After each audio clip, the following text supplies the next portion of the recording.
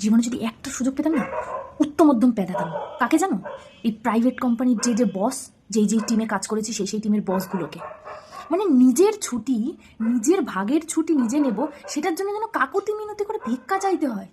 মানে নিজের ছুটি নেওয়ার জন্য নিজে মানে হাত জোর করে এই মিথ্যা কথা ওই মিথ্যা কথা, আজকে ঠাকুমার শরীর খারাপ, কালকে আমার এই হয়েছে ওই হয়েছে, কালকে পেট খারাপ হয়েছে, আর কালকে জ্বর হয়েছে, আজকে এই হয়েছে, কালকে ওখানে ডাক্তার দেখাতে যাবো, কালকে চোখের ট্রিটমেন্ট করাতে যাবো। মানে 14 গোষ্ঠীর মিথ্যা কথা। মানে জীবনে ধরো তুমি টোটাল লাইফে তোমার আমার এই 29 বছরের জীবনে আমি যত না মিথ্যা কথা বলেছি, মানে ছুটি নেওয়ার জন্য মানে 10 ডবল মিথ্যা কথা বলে দিতে হয়। কেন ভাই কেন? আর তার মধ্যে হচ্ছে মানে সবচেয়ে বড় মিথ্যা কথা, যখন ইন্টারভিউ নিবি, ভাই তোরা বলতে পারিস না যে এখানে ঢুকবে তো তুমি তোমার মসজিদে, বেরোবে আমাদের মসজিদে।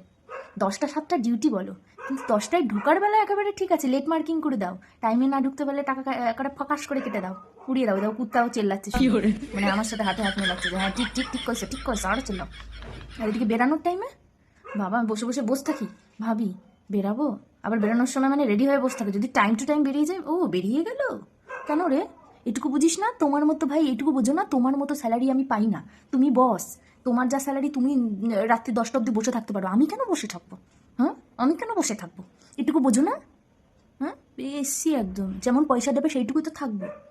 না আছে ওভার টাইমের কোনো টাকা, ফোকটে একেবারে মানে প্রাইভেট কোম্পানিতে চাকরি করে না তো, মানে নিজেকে একেবারে মানে জলাঞ্জলি দিয়ে দেওয়া।